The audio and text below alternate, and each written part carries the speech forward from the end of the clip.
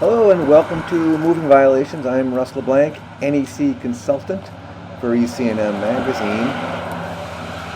Spotted this installation, specifically the UF cable where it's above ground here. Definitely in an area where it could be stepped on or hit with a rake or a leaf blower or anything else happening in this area. Now I can't tell if these cables are sunlight resistant.